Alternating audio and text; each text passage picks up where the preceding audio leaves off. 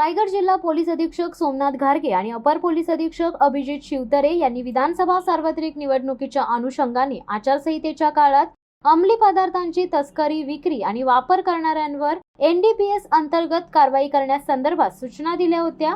याच अनुषंगाने 10 नोव्हेंबर रोजी आरोपी सुशील राजाराम जोशी वय वर्ष 38 राहणार नवीन वसाहत पेन याला अटक करण्यात आली आहे। पेन पोलीस ठाण्याचे पोलीस नाईक राकेश पवार यांना त्यांच्या गुप्त बातमीदाराकडून मिळालेल्या माहितीनुसार आरोपी सुशील राजाराम जोशी हा स्कूटी वाहनाने गांजा या अंमली पदार्थांची विक्री करण्यासाठी म्हाडा कॉलनी येथे येणार असल्याची माहिती मिळताच पोलीस निरीक्षक संदीप बागुल यांनी उपविभागीय पोलीस अधिकारी गजानन टोम्पे यांना पुढील कारवाई करण्याबाबत लेखी परवानगी मागितली होती। पोलीस निरीक्षक संदीप बागुल यांना मिळालेल्या परवानगीनुसार पेन पोलीस ठाण्याचे अधिकारी व अंमलदार यांच्या 2 टीम तयार करून सापळा रचून सुशील राजाराम जोशी हा त्यांच्या स्कूटीवरून जात असताना त्यास एका टीमने थांबवण्याचा प्रयत्न केला असता त्याने स्कूटीचा स्पीड वाढवून तो पळून जाण्याचा प्रयत्न करणाऱ्या आरोपीस पकडून त्याच्याकडे असलेला 1,75,840 रुपये किमतीचा गांजा हा अंमली पदार्थ आणि इतर मुद्देमाल जप्त केले। ही कारवाई पेन पोलीस ठाण्याचे अधिकारी सहाय्यक पोलीस निरीक्षक Nilesh Rajput,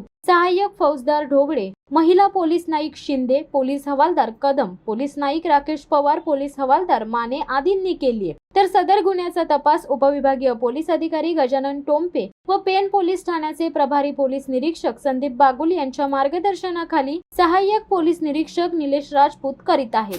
शिवसत्ता times news bureau, pen. धडक बेधडक वृत्त देणाऱ्या आपल्या शिवसत्ता टाइम्स न्यूज चॅनलला लाल बटन दाबून सबस्क्राईब करा आणि बेल आयकॉनला क्लिक करायला विसरू नका।